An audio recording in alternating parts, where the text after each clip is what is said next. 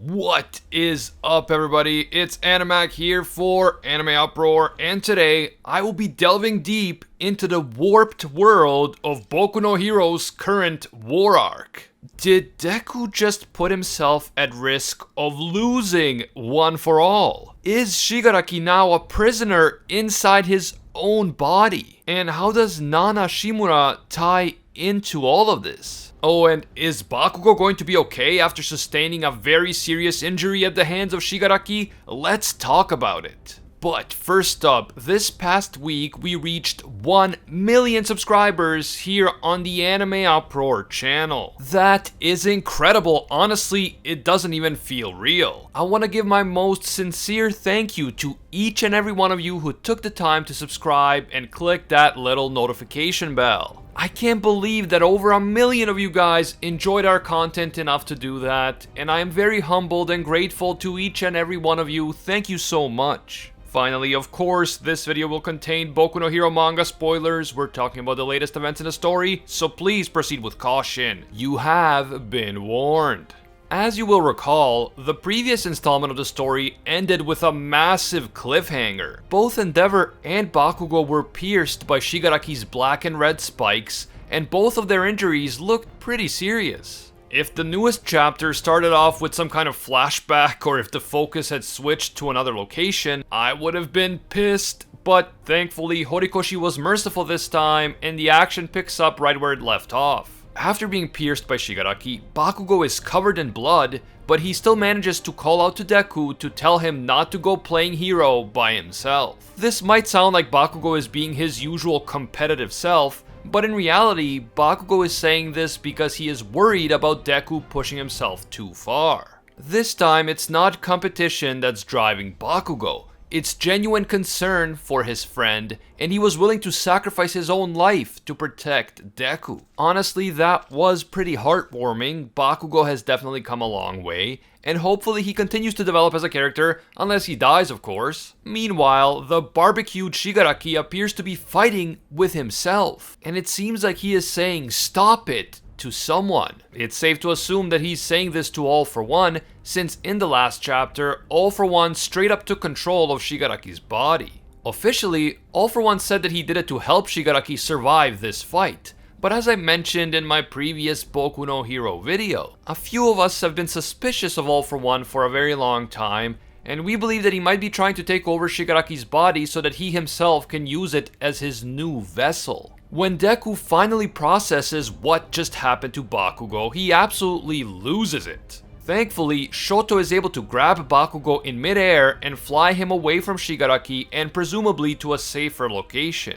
But even though Bakugo appears to have been taken out of harm's way, we still don't know how bad his injuries were. Since the spikes pierced his torso clean through, some vital organs might have been damaged. It did kind of look like Bakugo had blood coming out of his mouth, which would suggest that one of his lungs was injured, but we can't know for sure because that blood around his mouth might have been splatter from his torso wound. It's possible that he got lucky and the spike missed all of his vital organs, and that is probably what happened because I do not think that Bakugo is going to die. I think that Horikoshi just wanted to scare us a bit, but that doesn't mean that other, less important characters are safe. In fact, I think quite a few of them are in serious danger. Back inside Shigaraki's mind, All For One seems to be winning the fight to control Shigaraki's body. He says that the fight between One For All and All For One has already shed a lot of useless blood, but what just happened to Bakugo has to be the most useless of all. When he hears this, and when he thinks about all the other people who suffered during this fight, Deku snaps. He knows that keeping his cool and keeping his head clear is the best way to control his power, but he just can't help it. After Bakugo's brave sacrifice, Deku refuses to sit back and listen to All For One disparaging his friend. Deku goes full legendary Super Saiyan mode, and he rushes at Shigaraki / All For One.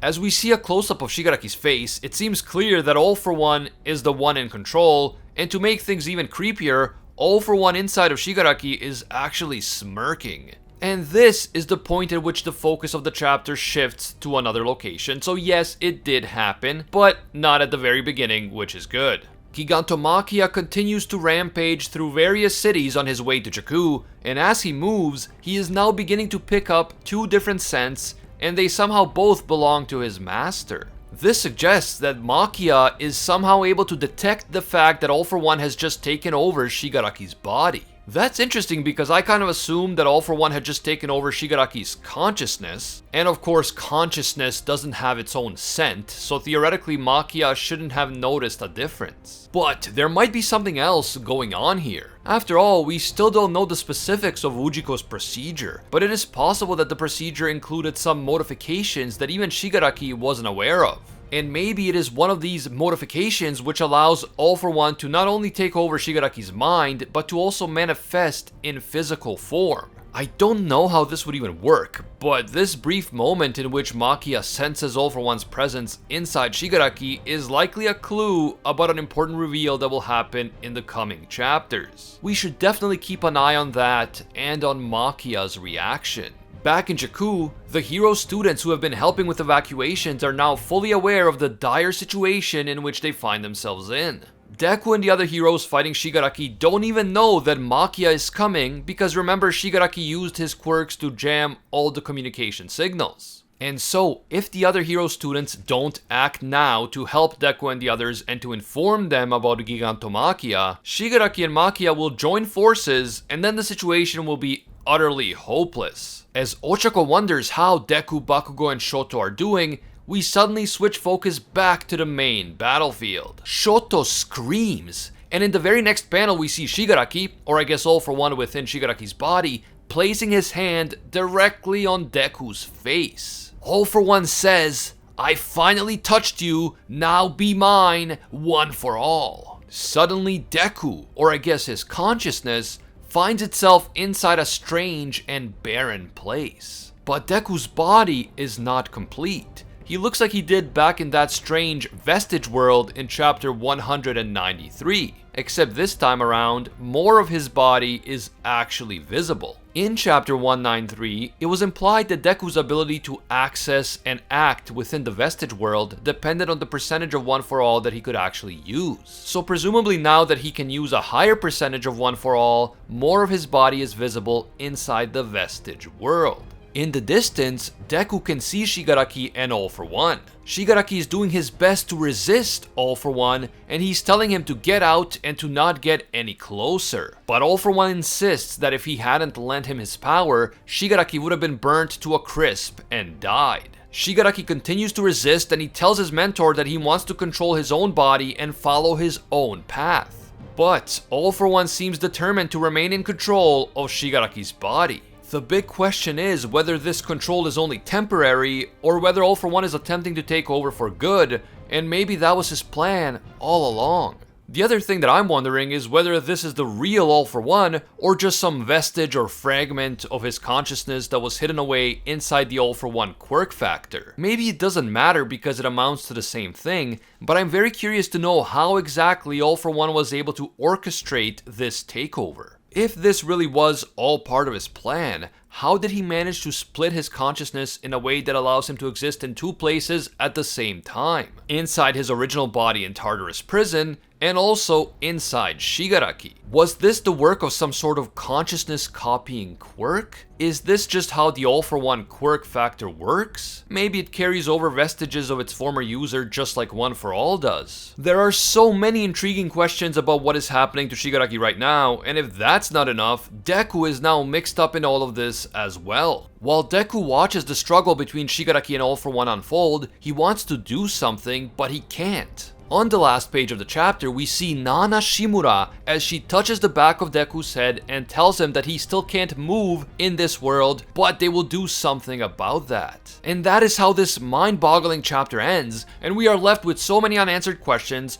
and with so many possibilities for what could happen next. I couldn't help but notice that Nana had also touched the back of Shigaraki's head in his own dream world back when he first awoke from his procedure, and now she touched Deku in almost the same way. But what is the significance of this? And by the way, What is this vestige world anyway? Is it a dream world of sorts? Is it a vision? Is it something between a dream and a vision? Is it the manifestation of the consciousnesses of all of these different people coming together? There are just so many unknowns. I mean, it was one thing back when Deku would enter this world in order to communicate with previous One For All users. We all just assumed that access to this vestige world is a unique trait possessed by a user of One For All. But then why did Shigaraki enter a similar world back when he first woke up from the procedure? And how was Nana apparently able to enter Shigaraki's dream world and also Deku's vestige world? And while we're on the topic, why do Deku, Shigaraki, and All For One all appear to be inside the same vestige world right now? This is all very confusing and mysterious, but the main connection appears to be the two quirks, One For All and All For One. After all For One was used to create One For All in the first place, so perhaps the vestige world is not unique only to One For All. Perhaps the original vestige world stems from All For One itself, and so now that he has come into direct contact with All For One, Deku is able to share this same world with Shigaraki, All For One, Nana, and who knows who else. I am sure that in the coming chapters, Nana will give us more crucial information, but the big question now is what happens next? Is Deku about to fight All For One and Shigaraki inside this vestige world instead of in the outside physical world? And if so, how is Deku going to fight when most of his body still can't even manifest inside this world? Is Nana about to teach Deku to unlock even more of One For All's power, which will theoretically give him full access to this vestige world? We definitely need more information about the true nature of One For All and All For One,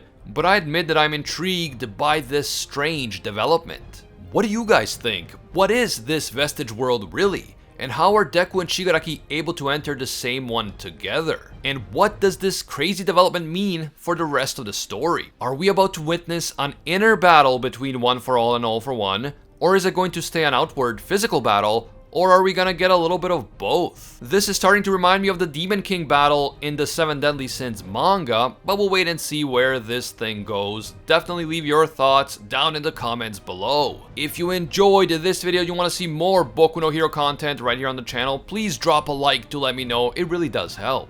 Thank you so much for 1 million subscribers. That is crazy. And if you're not one of our subscribers yet, please consider subscribing and hitting that notification bell to turn on all notifications. You can also hit me up on Twitter and Instagram at AnimeUproar. I want to give a big thank you to all of our AnimeUproar patrons for making videos like this one possible. A special thank you to Alpha Sigma and Liam Thompson, disciples of Lord Twigo himself. And I can't forget all of our The One tier patrons, the ones who rise above all other clans, including Ingrata, The World, A Quiet Respect, Pate Heffa, Jonathan King, Rathuin Deora, Emperor Otaku, Thomas Jones, Kinmano, Admirath, and Chris Torley. Finally, thank you also to our Pro Hero tier patrons, including the one and only Gilgamesh, Nothing But a Fan, King Zeldris, Anatoly Kazatsky, Angel Cruz, Cricket XP, Joe Stanton, Very Gucci, Alicia Octor, Hinokami and Water, Bonnie Parks, Jason Wilson, Florian,